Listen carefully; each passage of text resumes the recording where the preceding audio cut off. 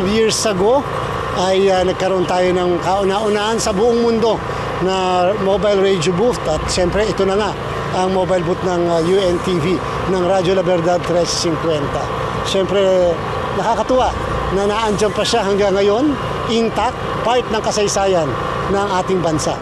Matapos ang ilang taon, muling nagbabalik ang mata at tainga ng taong bayan sa mga lansangan, ang UNTV Radio Mobile Booth. Sa muli nitong pag-arangkada, mas malawak at mas maigting na serbisyo publiko ang hatid nito.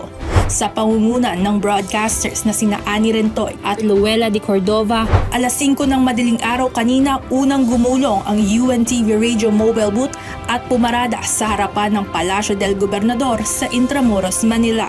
Unang sumalang sa panayam at balitaktakan si Commission on Election o COMELEC Chairperson George Erwin Garcia tungkol sa 2025 national, local at Bangsamoro parliamentary elections. Pagkatapos nito, nagtungo naman ang UNTV Radio Mobile Booth sa Pag-asa Weather Center sa Quezon City para sa updates mula sa officer in charge ng Weather Division ng Pag-asa na si Engineer Chris Perez tungkol sa bagyong kasalukuyang bumabayo sa Pilipinas. I'll take this opportunity to wish UNTV a happy 20th anniversary. Sana po magpatuloy po ang inyong continuous public service para mas lalo pong matulungan yung mga kababayan natin sa hindi lamang sa paghahanda sa mga disaster, weather related, kundi sa kanilang day-to-day living po. Ayon kay CNews anchor Luella de Cordova, tuloy-tuloy na ang pag-iikot ng nag-iisang radio mobile booth ng UNTV.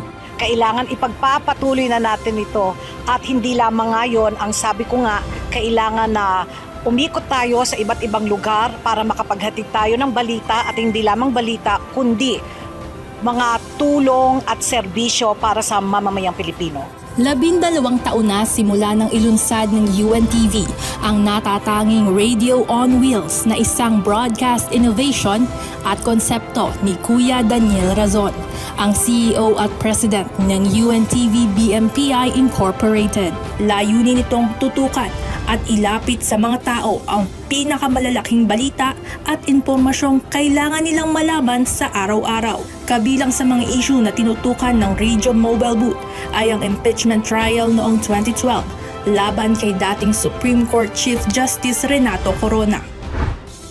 Ang UNTV Radio Mobile Booth ay hindi lamang maghahatid ng mga bago at napapanahong balita. Sa mga susunod na araw ay kasama na rin ito sa pagbibigay ng libreng serbisyo sa mga mamamayan. Sa mas pinalakas na UNTV Radio Mobile Booth, makakasama na rin ito sa pag-iikot ng MCGI Mobile Dental at Optical Clinic sa iba't ibang mga lugar. Kabilang sa mga serbisyong ihahatid sa publiko ang medical at dental check-up, optical consultation na may libreng reading glasses, at meron ding government services kasabay ng libreng konsultang legal. Sa pagsapit ng ika-20 anibersaryo ng himpilan ng UNTV, sa awa at tulong ng Diyos, patuloy na magiging kasangkapan ang nag-iisang UNTV Radio Mobile Booth upang maghatid ng public service sa buong Pilipinas. Ivan Alvarez, UNTV News and Rescue. Diyos ang aming sandigan, serbisyo publiko ang aming pinahahalagahan.